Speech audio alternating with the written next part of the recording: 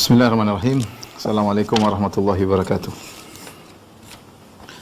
Alhamdulillahi ala ihsani wa syukru lahu ala taufiqihi wa amtinani. Asyhadu an la ilaha illallah wahdahu la syarika lahu ta'ziman li sya'ni. Wa asyhadu anna Muhammadan abduhu wa rasuluhu da'ila ridwani. Allahumma salli alaihi wa ala alihi wa ashabihi wa ikhwani. Para hadirin hadirat yang dirahmati oleh Allah Subhanahu wa taala. InsyaAllah pada kesempatan kali ini kita akan mulai mempelajari bersama suatu kitab yang sangat luar biasa ditulis dalam pembahasannya yang berjudul Talbis Iblis ya. Talbis Iblis ini kalau kita mengartikan secara bahasa Indonesia tipuan iblis, yaitu bagaimana iblis memperdaya manusia dengan cara seakan-akan itu adalah kebaikan padahal ternyata itu adalah keburukan. Jadi talbis yaitu metode iblis dalam menipu manusia, dibawakan kemaksiatan dalam bentuk ketaatan. Kemaksiatan yang disodorkan oleh iblis akan-akan dalam bentuk ketaatan sehingga banyak yang terpedaya. Dan penulisnya yaitu Al-Imam Ibnul Jauzi rahimahullah ta'ala yang hidup di abad ke-6 Hijriyah ya, dikenal sebagai orang yang ahli al-wa'adh, yaitu ahli dalam memberi nasihat. Buku ini disebutkan oleh Al-Imam Ibnul Jauzi rahimahullahu taala terdiri atas 13 bab ya. 13 bab. 4 bab pertama ini bisa kita katakan muqaddimah. Sementara 9 bab berikutnya adalah perincian daripada contoh-contoh talbis iblis ya. Bab pertama tentang perintah untuk al-amr biluzumi sunnah wal jamaah, perintah untuk melazimi sunnah wal jamaah, melazimi sunnah. Bab yang kedua tentang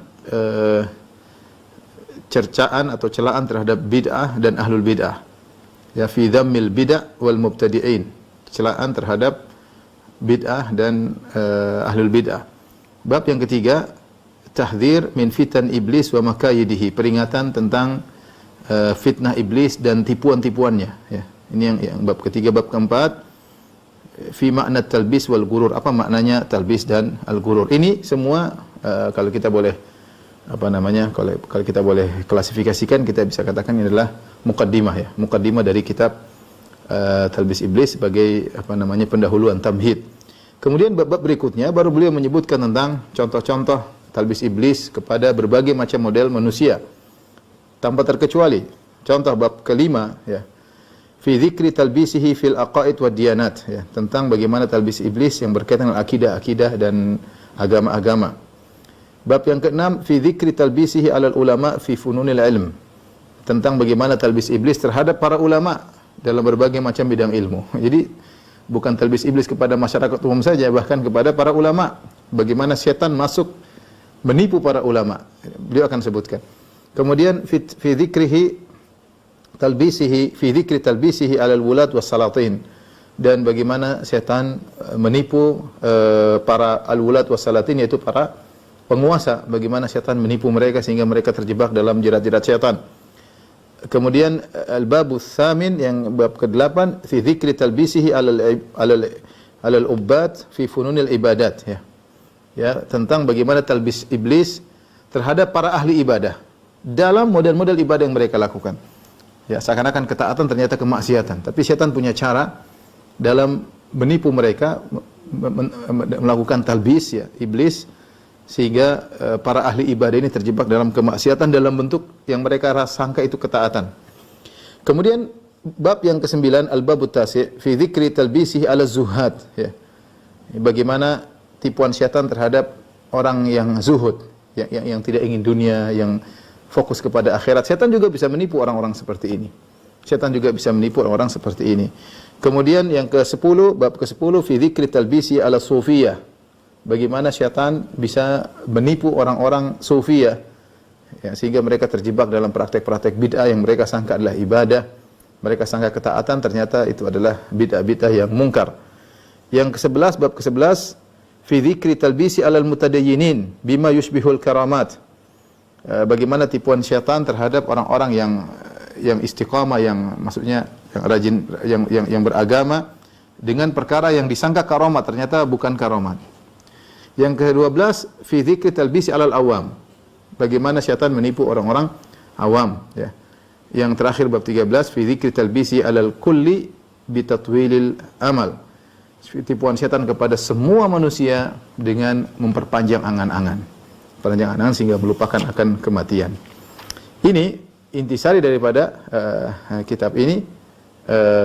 Saya ulangi, bisa kita klasifikasikan menjadi dua, muqaddimah kemudian sulbul maudhu, yaitu intisari. Adapun muqaddimah tadi kita sebutkan, muqaddimah berisi atas 4 bab, di antaranya perintah untuk berpegang teguh kepada sunnah, kemudian peringatan terhadap celaan terhadap bid'ah dan ahlul bid'ah, kemudian yang ketiga adalah peringatan terhadap tipuan syaitan, yang keempat apa itu namanya yang dimaksud dengan talbis, ya. Ini muqaddimah semuanya. Adapun inti bahasan tadi tipuan-tipuan syaitan terhadap, kita sebutkan tadi, terhadap siapa? Terhadap ulama, terhadap ahli ibadah, terhadap ahli zuhud, terhadap para penguasa, terhadap orang awam, ya, terhadap sufiyah, ya, ini semuanya tidak ada yang selamat dari tipuan syaitan. Ini adalah intisari daripada kitab Talbis Iblis. Kita baca di muqaddimah khutbatul kitab, awal dari kitab Talbis Iblis, setelah beliau memuji Allah Subhanahu wa taala, bersyahadatain, ya. Kemudian bersolawat kepada Nabi sallallahu alaihi wasallam. Kemudian beliau berkata amma ba'du. Kemudian daripada itu, ini khutbatul kitab, permulaan kitab. Beliau menyebutkan fa inna a'dhaman ni'am 'alal insani al-aql. Sungguhnya nikmat yang paling besar bagi manusia adalah akal. Karena dengan akal seorang bisa mengenal Allah Subhanahu wa taala. Ya.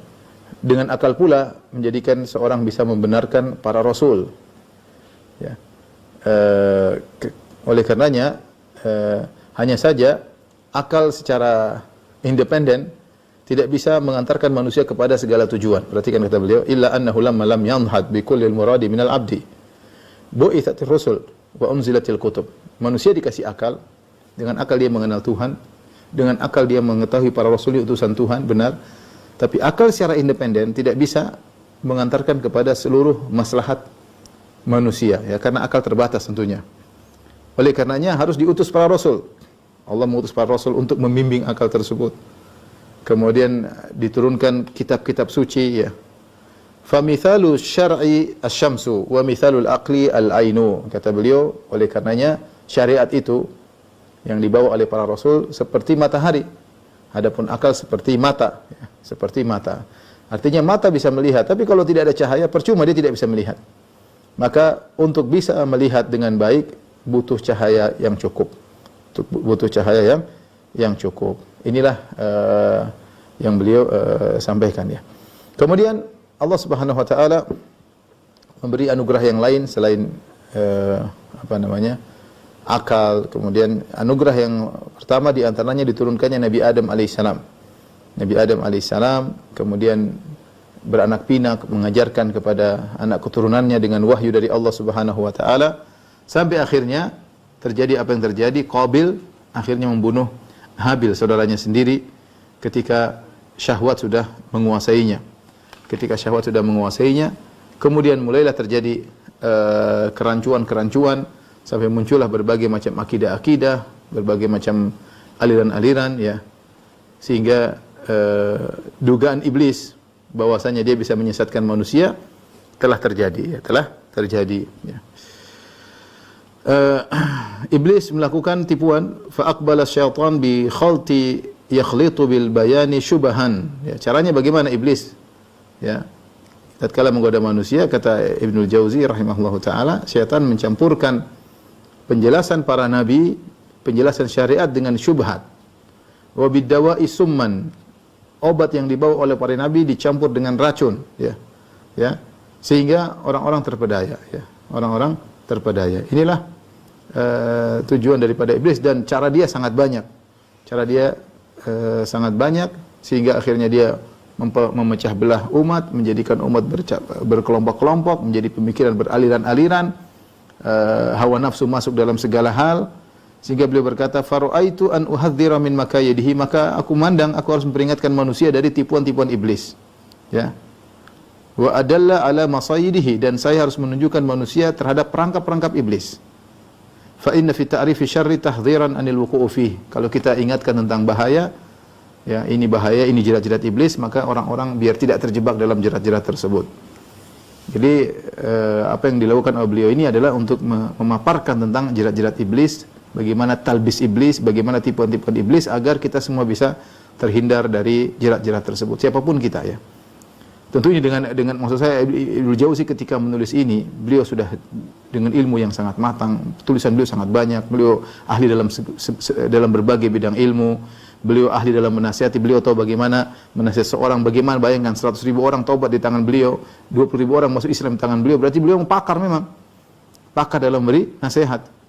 Dan beliau ingin menjelaskan tentang bahaya-bahaya jerat iblis. Kata beliau, wa fa fi sahihain min hadits Hudzaifah, dalam Sahih Bukhari Sahih Muslim dari hadis Hudzaifah, kana an-nasu yas'aluna Rasulullah sallallahu alaihi wasallam anil khair. Orang-orang bertanya kepada Nabi tentang kebaikan, kata Hudzaifah radhiyallahu anhu. Wa kuntu as'aluhu anil syarr. Orang-orang nanya kebaikan, aku nanya tentang keburukan. Kenapa? Makhafata an yudrikani, aku khawatir keburukan tersebut mendapatiku. Ini di antara fikih dari Hudzaifah. Dia tidak hanya mengenal kebaikan, justru dia fokus pada keburukan-keburukan yang terkadang orang lalaikan. Namanya orang yang ditanya biasanya kebaikan-kebaikan, tapi Hudzaifah tanya tentang keburukan agar tidak terjerumus dalam keburukan tersebut. Sebagian perkataan seorang penyair, araftu syarra la li syarri walakin li tawaqqihi, man lam ya'rifi syarra minal khairi yaqa' fihi. Aku mengenal keburukan bukan untuk melakukannya tapi untuk meninggalkannya. Perhatikan, siapa yang hanya mengenal kebaikan, tidak mengenal keburukan, dia bisa terjerumus. Dia bisa terjerumus dalam keburukan. Hanya kenal kebaikan, tidak mengenal lawannya, dia bisa terjerumus dalam keburukan tersebut. Ya, oleh karenanya orang yang paling selamat adalah yang mengenal kebaikan secara terperinci dan mengenal keburukan secara terperinci. Itu orang yang paling selamat. Dia mengenal kebaikan secara terperinci dan dia mengenal keburukan secara terperinci. Ya. Dia mengenal ketaatan-ketaatan dan dia mengenal juga dosa-dosa besar. Dalam Islam ada penjelasan banyak ketaatan, ada juga penjelasan dosa besar. Dia baca dua-duanya sehingga dia punya ilmu di atas dan dia beramal di atas ilmu. Dia tahu bentuk-bentuk kebenaran dan dia tahu tentang bentuk-bentuk kesesatan. Oleh karenanya para ulama mengatakan orang yang paling sempurna dalam hal ini para sahabat. Kenapa? Para sahabat pernah hidup di zaman jahiliyah. Dan di jahiliyah semua keburukan terkumpul dalam kejahiliyah. Moral, akidah semua rusak dan para sahabat pernah menjalaninya. Kemudian mereka mendapatkan cahaya hidayah dengan diutusnya Nabi Muhammad SAW dan mereka mengenal kebaikan secara terperinci. Kadzalika nufassilul ayati walitastabina sabilul mujrimin. Kata Allah, demikianlah kami perinci ayat-ayat agar jelas jalan orang-orang yang pendosa. Allah jelaskan jalan-jalan orang pendosa supaya kita tahu. Ya, kita tahu bukan hanya mengenal kebaikan, kita juga mengenal keburukan. Nah, para sahabat demikian kata Ibnu Qayyim, tidak ada yang bisa menyamai mereka karena mereka mengenal keburukan yang sangat di puncak-puncak keburukan itu zaman jahiliyah dan mereka mengenal kebaikan di puncak-puncak kebaikan itu zaman Nabi Muhammad SAW. Sehingga tidak ada orang yang setelah mereka akan menyamai mereka. Karena ilmu mereka, amal mereka dibangun di atas mengenal keburukan secara terperinci, mengenal kebaikan secara terperinci. Nah, Ibnu Jauzi rahimahullah taala dalam buku ini beliau menempuh jalan memperkenalkan keburukan-keburukan. Apa sih macam-macam jerat setan? Dan ini benar. Kita nggak sadar loh kadang-kadang. Sebagai ustadz ternyata kita kejebak di sini. Setan tahu bagaimana cara menjebak seorang ustadz, bagaimana menjebak seorang dai. Ya, dia punya pengalaman banyak. Dia sudah pernah menjebak Nabi Adam alaihissalam. Bukan cuma dai, nabi dijebak oleh syaitan. Ya, apalagi kita manusia ya, yang punya banyak kekurangan, manusia biasa. Oleh karenanya selain kita mengenal kebaikan, kita perlu juga mengenal keburukan untuk menghindarinya. Inilah tujuan dari Ibnu Jauzi menulis buku ini, untuk memperinci tentang jerat-jerat syaitan. Tapi kita masuk pada muqaddimah. Muqaddimah tadi ada 4 bab ya. Di antaranya tentang al-amru biluzumi sunnah wal jamaah. Sebenarnya muqaddimah ini kalau kita perhatikan, perintah untuk melazimi sunnah, memperingatkan tentang bahaya bid'ah, ya, memperkenalkan dengan jerat-jerat syaitan, ini sebenarnya jalan keluar, sebenarnya solusi. Seakan-akan Ibnu Jauzi mengatakan kalau Anda ingin selamat dari seluruh jerat-jerat syaitan, ya, sebagai muqaddimah lazimi sunnah jauhi bid'ah. Gampangnya demikian. Karena kebanyakan jerat-jerat syaitan masuk dalam pintu bid'ah, melalui pintu bid'ah. Tadi ketaatan, kemaksiatan yang dianggap ketaatan itulah bid'ah. Syaitan datangkan kemaksiatan disangka ketaatan. Nanti akan kita lihatkan rata-rata adalah dari sisi bid'ah. Maka untuk selamat caranya bagaimana? Caranya lazimi sunnah, jauhi bid'ah. Itu intinya ya. Inilah isi dari muqaddimah yang dibawakan oleh Ibnu Jauzi rahimahullah taala. Tentunya saya ringkasin aja karena panjang ya. Pertama beliau membawakan sebuah hadis dari Umar bin Khattab radhiyallahu anhu, tentu dengan sanadnya. Beliau menyampaikan hadis dengan sanad beliau, an fulan sampai kepada Umar. Kata Umar bin Khattab radhiyallahu anhu, qama fina Rasulullah sallallahu alaihi wasallam. Rasulullah sallam berdiri di antara kami, faqala, Rasulullah berkhutbah dengan berkata atau menyampaikan wejangan dengan berkata, "Man arada an yanala buhbuhatal jannati falyalzamil jamaah." Siapa yang ingin mencapai buhbuhanya surga. Apa itu buhbuha? Buhbuha itu wasataha wa khiyaraha. Itu siapa yang ingin mendapatkan posisi di tengah surga, karena surga semakin tengah semakin mulia. Ya. Semakin mulia, semakin tengah, semakin tinggi. Siapa yang ingin menempati posisi surga yang terbaik, gampangannya demikian.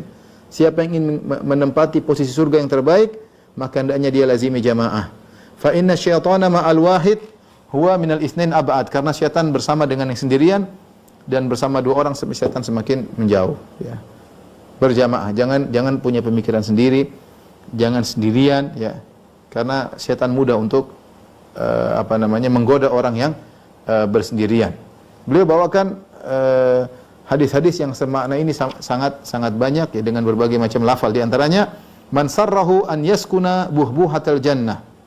Siapa yang ingin tinggal di posisi surga yang terbaik di bagian tengah, falyalzamil jamaah, maka hendaknya dia melazimi jamaah. Fa inna syaitana ma'al wahid wa huwa minal itsnain ab'ad. Semuanya syaitan bersama satu orang dan dia sama dua orang dia semakin jauh. Maksudnya apa? Yaitu ikuti akidah yang benar, ikuti jamaah kaum muslimin, jangan punya pemikiran yang nyeleneh, yang menyimpang daripada apa yang diyakini oleh kaum muslimin. Ya, oleh karenanya beliau membawakan hadis tentang larangan mengambil jalan-jalan yang salah.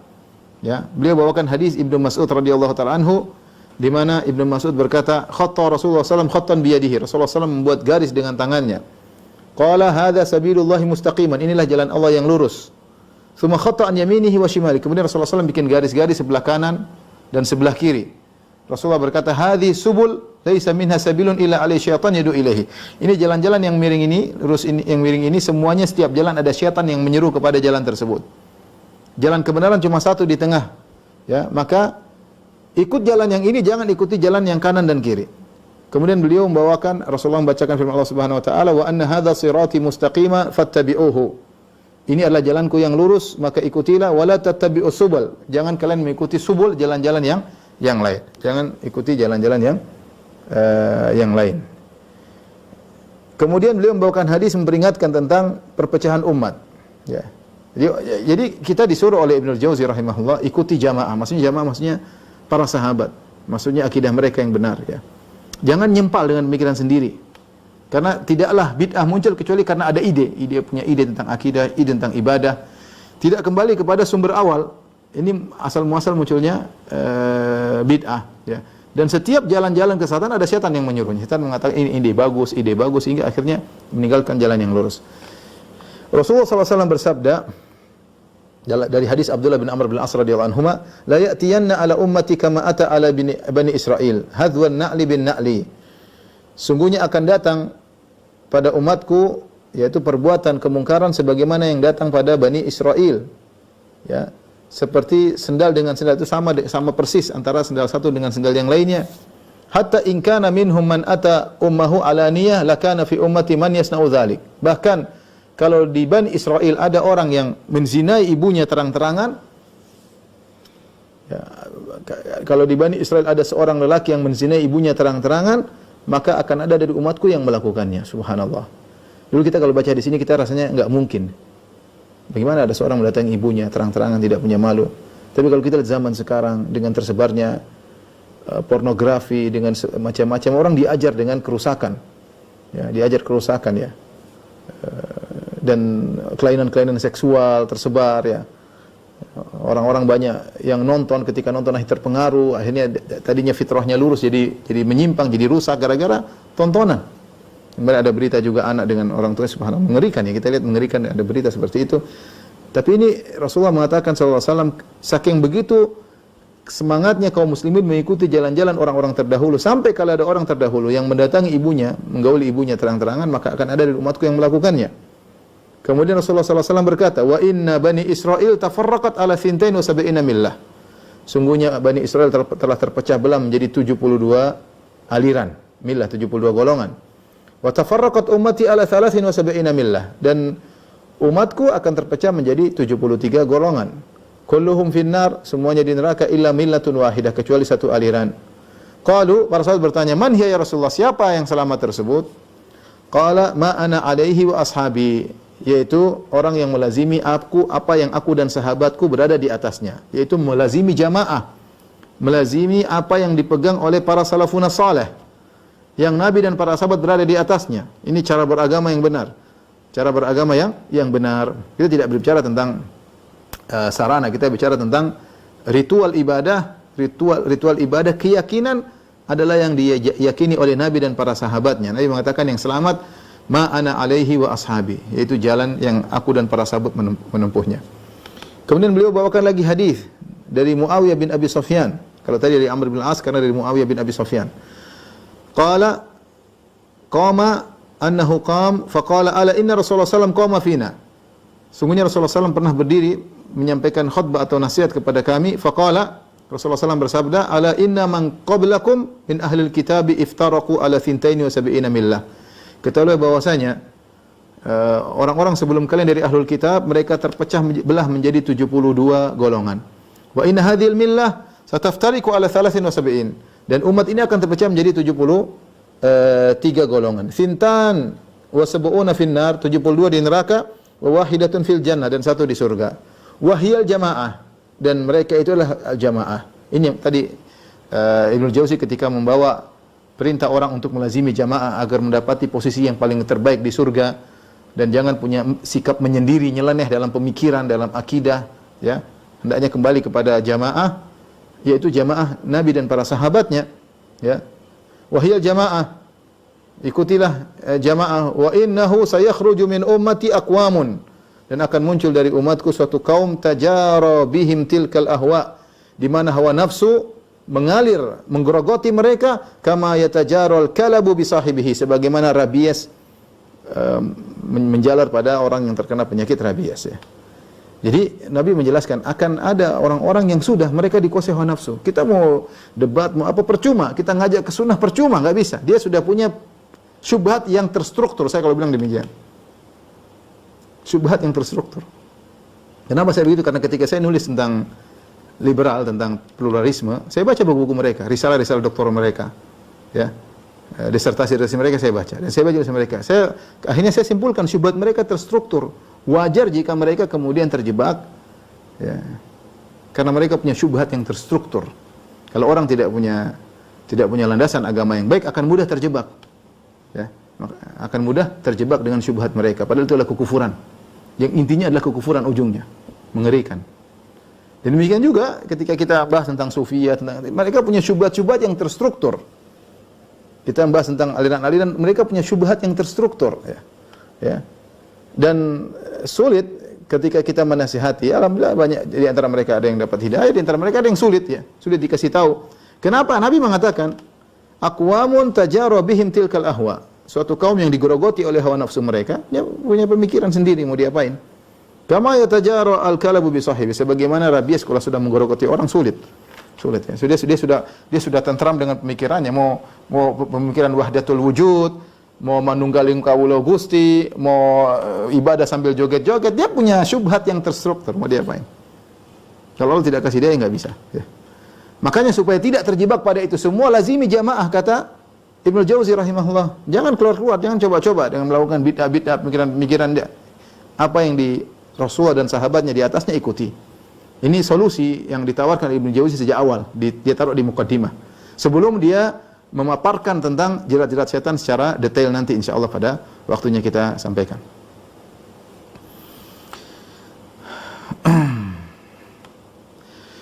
Oleh karenanya banyak nasihat-nasihat dari para salaf dia sebutkan di sini, banyak, ya. Saya nukil sebagian aja, ya.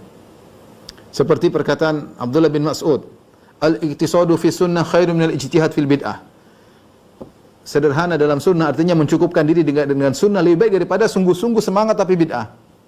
Orang bid'ah sekarang lebih semangat daripada yang sunnah. Sunnah gitu-gitu aja, mereka pengen variasi. bikin bid'ah, bikin ibadah gini, bikin pikir kelihatannya memukau pemikirannya.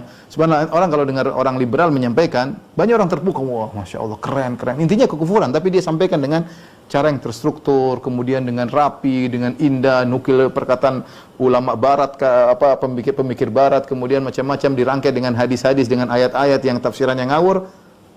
Orang terpukau. Ada hal satu yang baru, dan sifat manusia ingin tahu satu yang baru. Padahal dalam agama jangan yang baru tinggalkan, yang ragu-ragu tinggalkan. Kita disuruh kembali kepada pemahaman salaf. Tapi sifat manusia ingin sesuatu yang baru. Kalau sudah tahu sesuatu yang baru, dia sungguh-sungguh. Maka Ibnu Mas'ud mengatakan, al-iktisadu fi sunnah khairu minal ijtihad fil bid'ah. Ya, sederhana artinya biasa dalam sunnah lebih baik daripada sungguh-sungguh dalam bid'ah. Ya.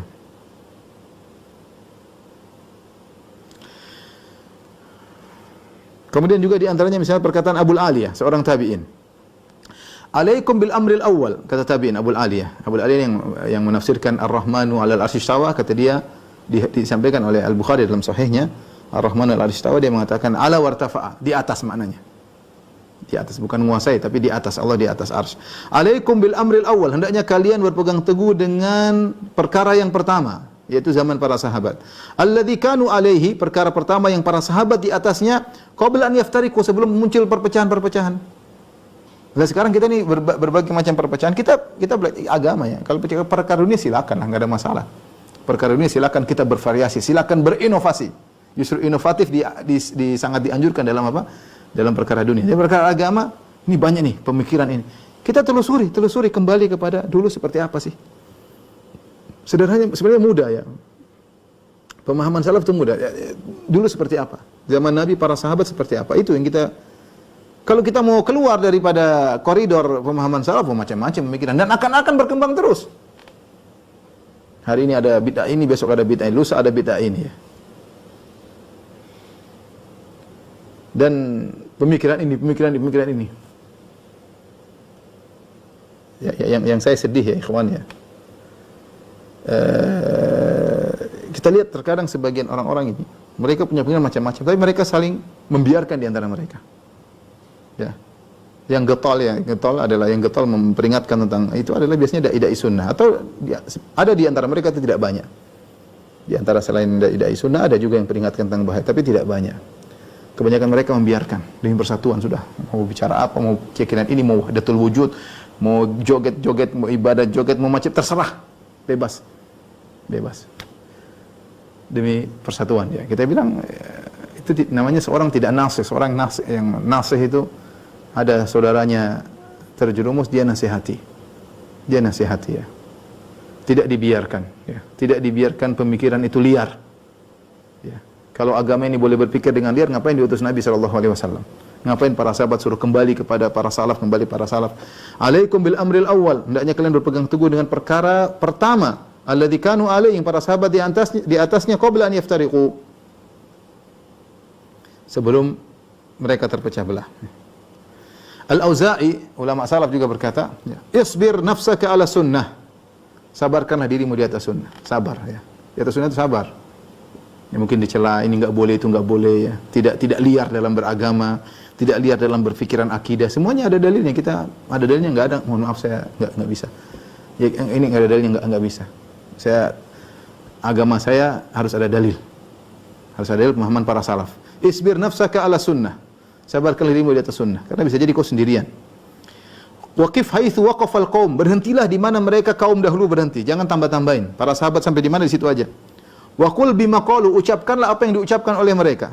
Wa kuffa ama kaffu anhu, dan diamlah dari apa yang mereka diamkan. Wasluk sabila salafika salih, tempuhlah jalan salaf yang saleh dahulu. Fa innahu yasa'uka ma wasi'ahum, ya, apa yang sungguhnya lapang bagimu, apa yang lapang bagi mereka.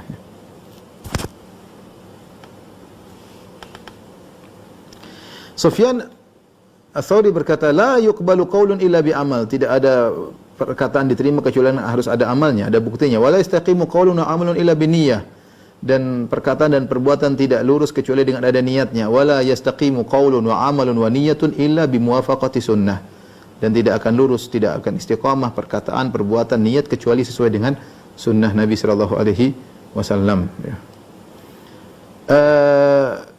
Sufyan berkata, "Ya Yusuf, idza balagaka an rajulin bil masyriq annahu sahibu sunnah, fab'ath ilaihi salam." Wahai Yusuf, ya. Kalau kau sampai ada seorang di timur, ada orang sahibu sunnah, di atas sunnah, fab'ath ilaihi salam, maka sampaikanlah salam dariku untuknya. Wa idza balagaka an akhar bil maghrib annahu sahibu sunnah, jika ada sampai kepadamu kabar ada seorang di di maghrib adalah di atas sunnah, fab'ath ilaihi salam, maka kirim salamlah untuk dia. Jadi kalau kau dengar ada orang di timur di atas sunnah, kirim salam buat dia. Sampaikan salamku kepada dia. Kamu kirim salam buat dia. Kalau kau dengar ada seorang di atas sunnah di daerah barat bil maghrib, dia di atas sunnah, kau tahu, kirim salam buat dia. Faqad qalla ahlus sunnah wal jamaah. Karena ahlus sunnah wal jamaah sudah sedikit. Ini zaman para salaf dahulu, ya. Ini mungkin abad kedua atau abad ketiga ya. Sudah mulai muncul ahlul bid'ah, sudah mulai merata ahlul bid'ah.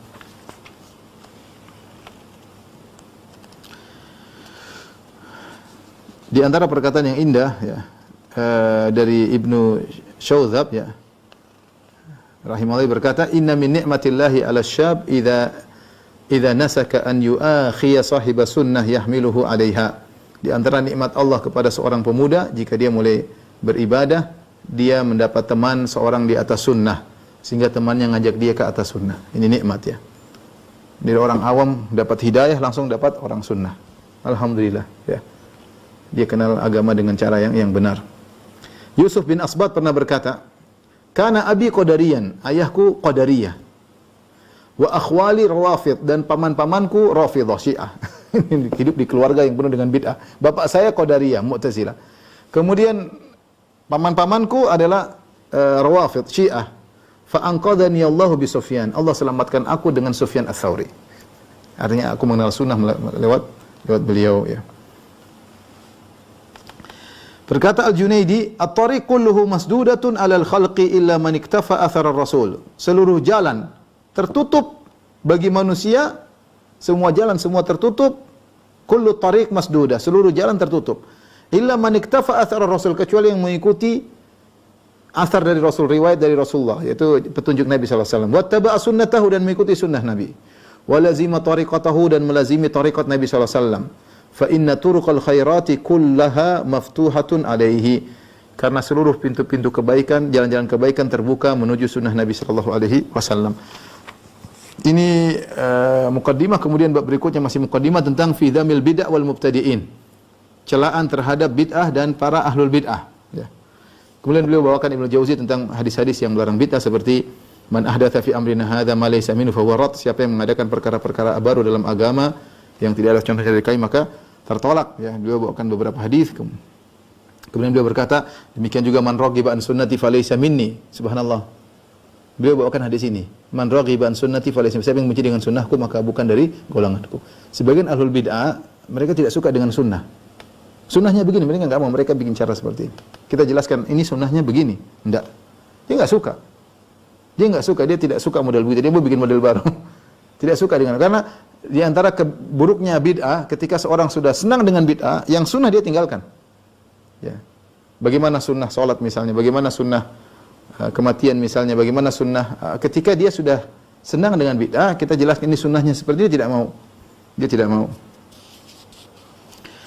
Kemudian beliau bawakan hadis yang masyhur dari hadis Irbad bin Sariyah, di mana Rasulullah sallallahu alaihi wasallam suatu hari memberikan nasihat kepada para sahabat sampai wajilat minhal qulub, sampai hati mereka tersentuh, wa dzarafat minhal uyun, sampai mereka menangis mendengar wasiat Nabi.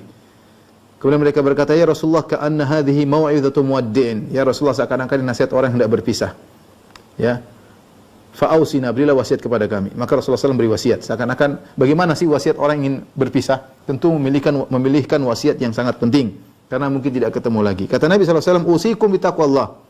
Aku wasiatkan kalian untuk bertakwa kepada Allah, as-sam'a wa ta'ah, untuk mendengar dan taat kepada pemimpin. Wa in abdan habasyian, meskipun yang memimpin kalian adalah seorang budak dari Habasyi, budak hitam dari Habasyi. Kalau dia pemimpin atau disuruh oleh pemimpin, taat sama dia.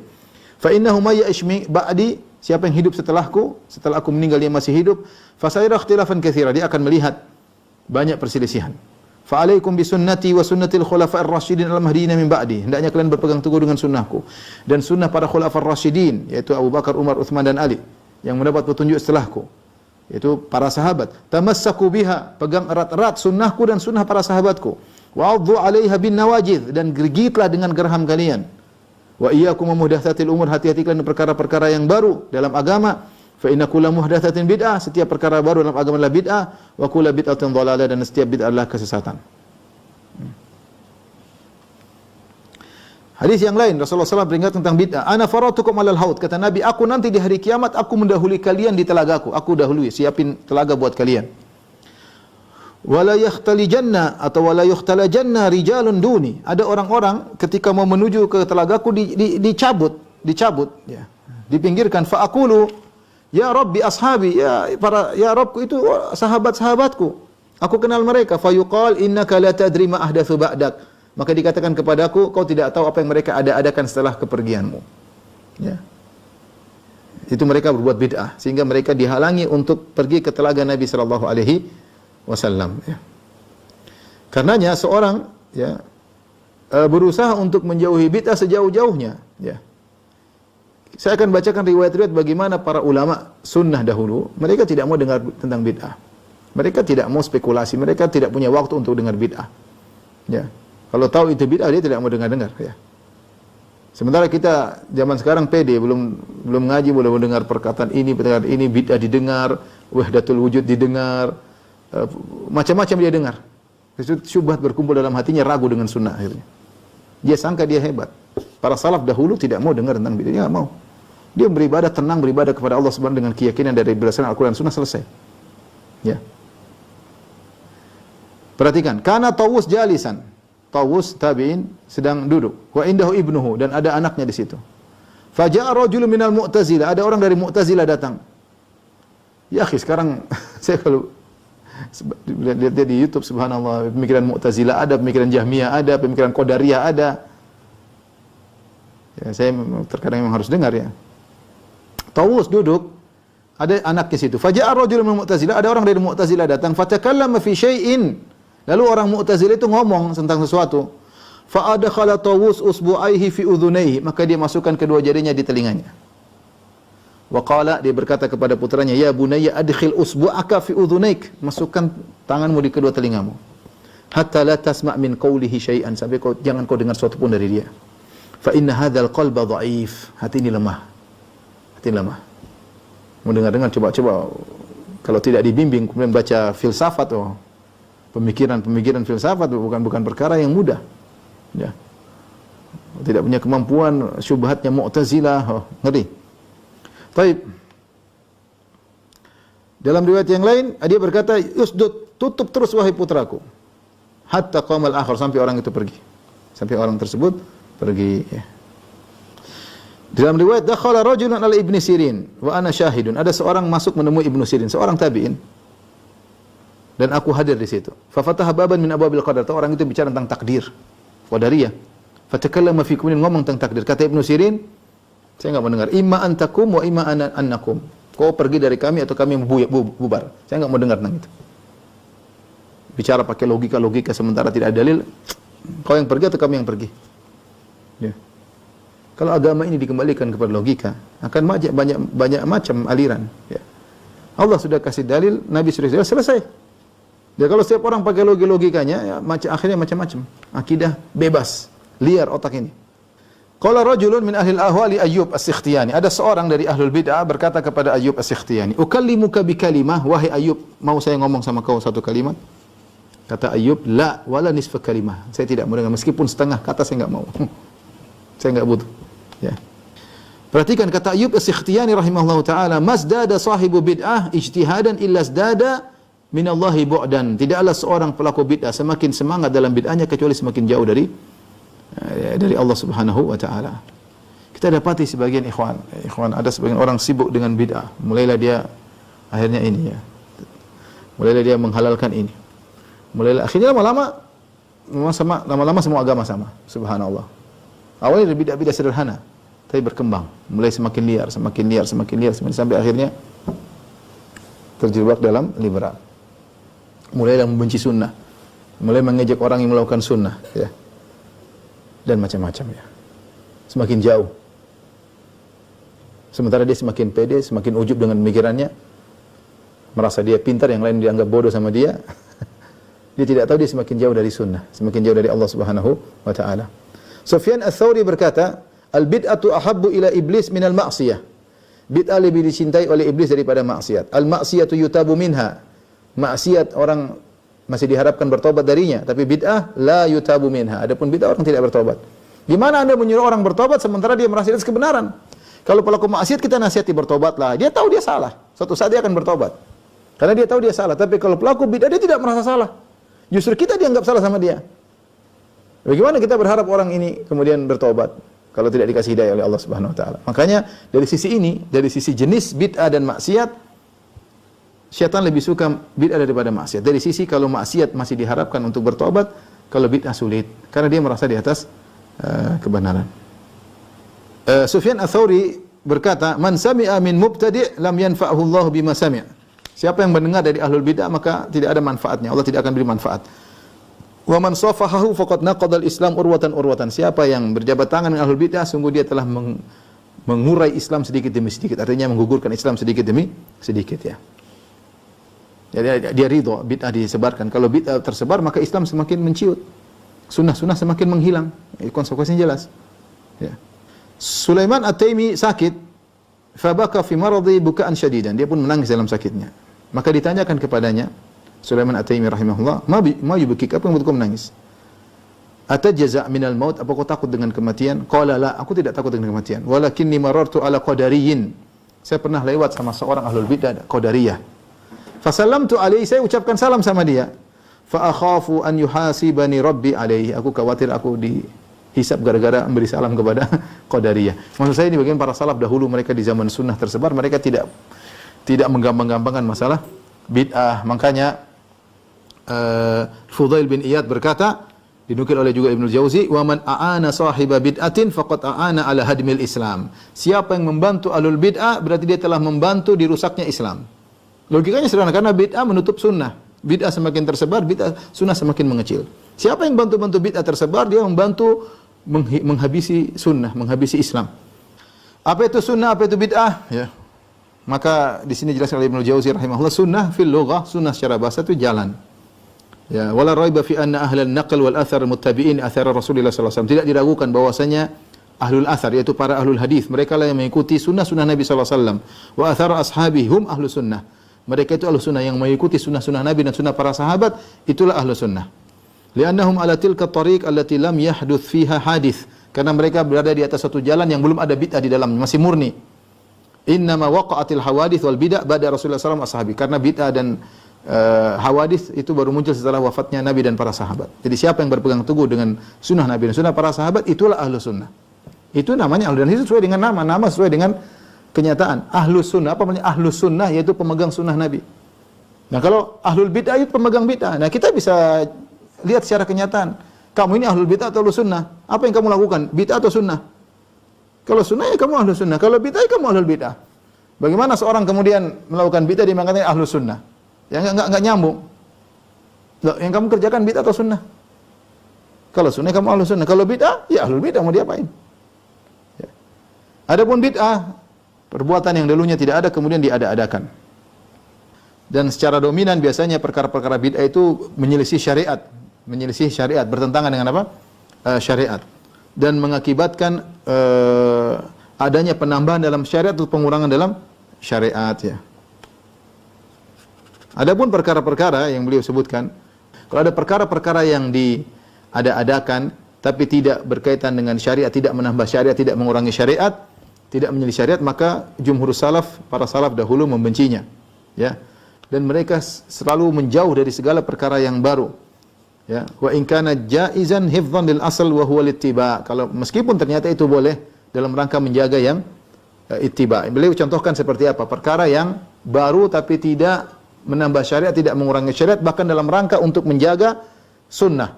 Seperti masalah mengumpulkan Al-Quran dalam mushaf, ya. Zaid bin Thabit berkata kepada Abu Bakar dan Umar, Kaifa taf'alani syai'an lam yaf'alhu Rasulullah sallallahu alaihi wasallam. Mereka ingin mengumpulkan Al-Quran dalam satu mushaf. Sementara mushaf waktu itu belum terkumpul, masih lembaran-lembaran. Maka Zaid mengingkari, bagaimana kalian berdua, wahai Abu Bakar dan Umar, mau melakukan satu perkara yang tidak pernah dikerjakan oleh Nabi sallallahu alaihi wasallam. Ini padahal perkara bukan perkara ritual, ini sekedar sarana agar kita bisa baca Quran, diantaranya dengan mengumpulkan Al-Quran. Bukan ritual ya, tapi ini sarana. Itu pun Zaid bin Thabit ragu, dia bilang kenapa kalian berani melakukan seperti ini? Ya. Dan Abu Bakar ketika dikasih ide ngumpulin Al-Quran, dia tidak langsung melaksanakan, dia masih bimbang. Kenapa? Karena ini perkara yang baru, padahal perkara baru ini bukan ritual, hanya sarana. Seperti ilmu nahwu, sarana belajar bahasa Arab, seperti ilmu jarh wa ta'dil, belajar sarana untuk belajar ilmu hadis, seperti pondok dalam rangka untuk belajar. Zaman Nabi nggak ada pondok. Ya. Dalam rangka belajar agama ini semua sarana, ya, semua sarana. Seperti masjid kemudian ada kubahnya, mungkin ada menaranya untuk menunjukkan masjid, ya. Ini padahal meskipun perkara sarana, Zaid bin Thabit pun berusaha menjauh, dia tidak mau. Karena tadi kata Ibnu Jauzi, salaf dahulu mereka berusaha menjauh dari bid'ah sejauh-jauhnya. Meskipun ternyata bid'ah tersebut boleh, ini bid'ah maksudnya berkaitan dengan sarana bukan ritual. Di antaranya beliau contohkan seperti mengumpulkan Al-Quran dalam satu mushaf, itu pun berat. Adapun kalau berkaitan dengan ritual, maka mereka ingkari. Kemudian beliau bawakan riwayat dari Ibnu Mas'ud. Ibnu Mas'ud radhiyallahu anhu ketika melihat sebagian orang berkumpul di masjid, kemudian ada salah seorang dari mereka memimpin berzikir rame-rame. Ada yang berkata kabbirullah mi'ah, bertakbir, Allahu akbar, Allahu akbar, Allahu akbar, Allahu akbar, halilu mi'ah, bertahlil 100 kali. La ilaha illallah, la ilaha illallah, rame-rame. Ibnu Mas'ud dilaporkan. Kalau tidak salah ada Musa al-Asy'ari, saya lupa, ada sahabat yang lapor, ya Ibnu Mas'ud melihat sesuatu yang mungkar, tapi coba kau lihatlah. Akhirnya Ibnu Mas'ud datang ke mereka. Ibnu Mas'ud lihat mereka cara beribadah seperti itu yang tidak ada di zaman Nabi. Sahabat yang pertama juga ini aneh, mereka tidak pernah ini di zaman Nabi, makanya mereka mengingkari karena tidak di zaman Nabi. Zikir rame-rame dengan satu pemimpin, Allahu Akbar, rame-rame. Ada pemimpinnya. Kemudian Ibnu Mas'ud mengingkari, dia berkata, "Wallahi alladzi la ilaha ghairuhu laqad ji'tum bi bid'atin dzulma." Demi zat yang jiwaku berada di atas tangan, demi zat yang jiwaku, demi zat yang tidak ada sembahan selainnya. Laqad ji'tum bi bid'atin dzulma, kalian telah mendatangkan bid'ah yang gelap, ya. Atau bid'ah yang penuh dengan kegelapan. Wa laqad fadaltum ashaba Muhammad sallallahu alaihi wasallam. Au fuktum ashaban Nabi sallallahu alaihi wasallam, atau kalian mengungguli sahabat Nabi sallallahu alaihi wasallam. Ya. Innakum laqad ji'tum bi bid'atin dzulma au fuktum ashabar Rasulullah, riwayat yang lain. Kalian sebenarnya sedang melakukan satu bid'ah yang mungkar, atau kalian mengungguli sahabat Nabi. Tidak ada pilihan ketiga, cuma pilihan dua. Ini bid'ah sesat, atau kalian memang lebih hebat dari sahabat Nabi sehingga bikin bid'ah, bikin ibadah yang Nabi para sahabat tidak melakukannya. Ya. Kemudian mereka ada yang berkata, "Ya Abu Abdurrahman, ma nuridu illa khairan." Ya Ibnu Mas'ud, kami begini supaya untuk menginginkan kebaikan. Daripada ngantuk mungkin, mending kita zikir rame-rame. Kata Ibnu Mas'ud, "Wa kam min muridil khair lan yusibahu." Betapa banyak orang ingin kebaikan, dia tidak mendapatkannya. Kreasi dalam beribadah. Kemudian Ibnu Mas'ud berkata, ya, hendaknya kalian mengikuti jalan para sahabat, lazimilah, jangan ke kanan dan jangan ke kiri. Ya. Baik, kemudian sebagian menutup pada mukadimah ini, insyaallah pertemuan berikutnya kita masuk pada inti. Di salah satu bagian pembahasan, Ibnu Jauzi menyebutkan tentang berbagai macam model-model firqah, ya. Berdasarkan hadis tafarraqat al-yahud ala 71 firqah, Yahudi terpecah 71 golongan, aw 72 firqah, wan nasara misal dzalik, terpecah 72, Nasara pun demikian, wa taftariqu ummati ala 73 firqah, dan umat ini juga terpecah menjadi 73 golongan. Dalam riwayat kulluhum finnar, semuanya di neraka illa millatan wahidah, kecuali satu golongan. Man hiya ya Rasulullah, siapa yang selamat? Ma ana alaihi wa ashabi, apa yang aku dan para sahabatku di atasnya. Kemudian beliau berkata, Ibnu Jauzi, fa in qila wa hal hadhihi al-firaq ma'rufah, jika ditanya apakah firqah-firqah ini dikenal, ya, fal jawab anna na'rif al-iftiraq wa usul al-firaq, kami hanya tahu tentang perpecahan dan kami tahu poin-poin inti-inti dari firqah-firqah. Wa inna kulla ta'ifatin minal firaq qad inqasamat ila firaq, setiap firqah kami tahu inti-inti firqah dan setiap firqah terpecah lagi. Kemudian beliau sebutkan usulul firaq, kata beliau inti dari firqah-firqah ada 6. Al-Haruriyah yaitu Khawarij, Al-Qadariyah, Al-Jahmiyah, Al-Murji'ah, Al-Rafidhah, Al-Jabariyah. Kata beliau 6. Inilah usul firaq. Usulul firaq itu firqah-firqah inti. Semua firqah kembali kepada 6 ini.